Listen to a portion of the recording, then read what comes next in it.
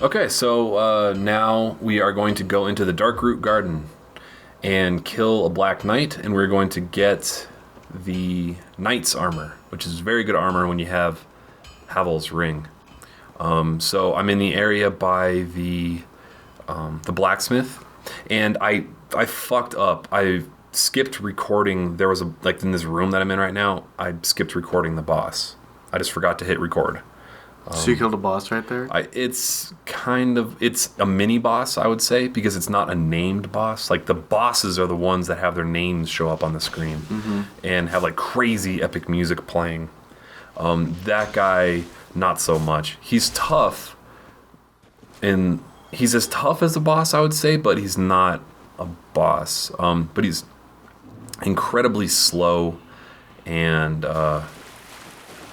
pretty easy to avoid all of his attacks. He also has magic attacks, which you can't block, but if you get close enough to him, he only melees you, and you can block all those attacks. So now we're going into the Darkroot Basin and making our way towards another, I don't know, major mini boss, I guess is what I would call some of these guys. Like, there's the Black Knights are mini bosses because they're fucking hard and they don't reappear. The Faceless Demon, I think is what he's officially called, is a major mini boss, but he's not as hard as a boss.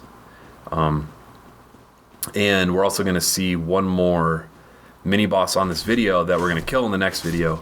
But this next major mini boss is deceptively easy. Like, it seems like he's crazy fucking hard to kill because it's a 7-headed dragon that like spits water and can just spits water, but it does a lot of damage. It's like acid water or something. It's the water pick dragon. Yes, exactly. And just does a ton of damage. High velocity water. And exactly. So just keep finding your way all the way down.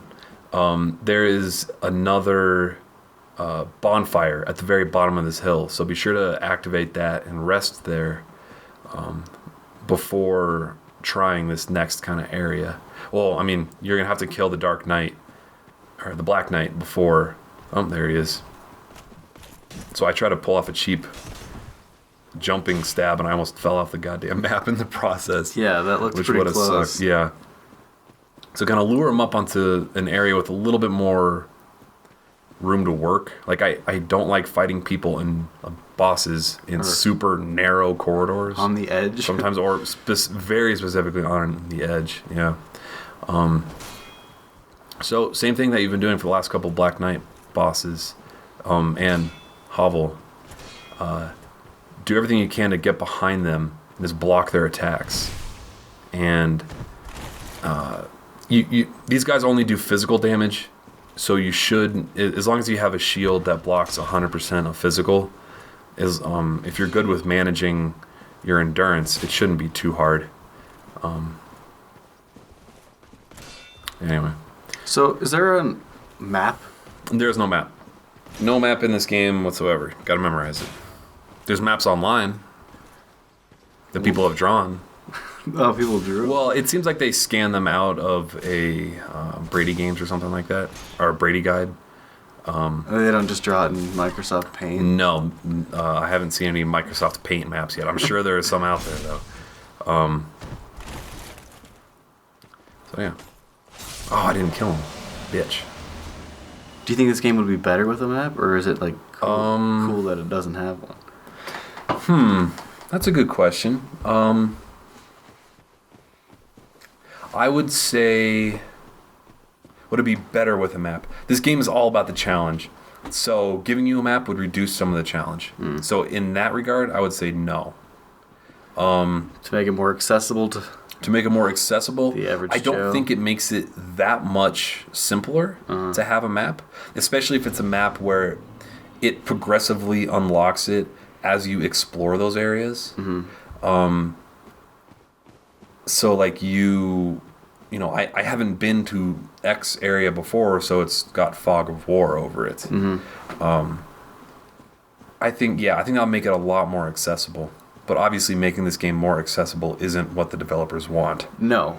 They're, making the most accessible third-person action game is not their goal right now. But this seems more accessible than Demon Souls. Oh, absolutely. I think so.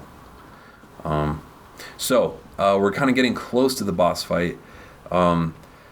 You can lure most of these kind of ice dudes out away from the boss. If you get too close to the boss, he's going to start spitting water at you, and you can't block those, and they do a ton of damage. The last mini boss that I killed, Hovel, if you go down to where he was chilling, it's right there. That door that I just opened, or that I just looked at, rather. Try to kill these guys all before running up to the boss that you're going to fight in a minute. But in this video, and my first time through, I didn't realize how crazy easy this boss was. Fortunately, I was streaming, and someone told me how crazy easy this boss was, and just typed into the chat what the strategy was, and I killed him on my first try. Yeah. So I got lucky that way. But if you are struggling with them, what I did was basically what I did in that early video where I just ran up to the dragon, grabbed the shit, and then died. Yeah. That's what my plan is right now as I'm recording. But killing the boss, it gets you a what is it called? A dragon scale, which is a very specific item that you use to upgrade that sword that I'm using right now. So it gives it a little bit extra damage, which is really helpful. And also 20,000 souls, I think, for killing this guy, which is a lot of souls. Yeah, you said 3,000 was a lot earlier. Oh, yeah, absolutely. But yeah, anyway, I'll talk more about killing the boss in the next video. But I don't know if you like the coward's way of doing it, which is the smart way of doing it. Well, no, it's not even the smart way of doing it, because you can kill this boss pretty easy if you have a decent shield that can block 100% of physical damage. So yeah, just keep clearing out these dudes, and then I'll show you how to beat the boss.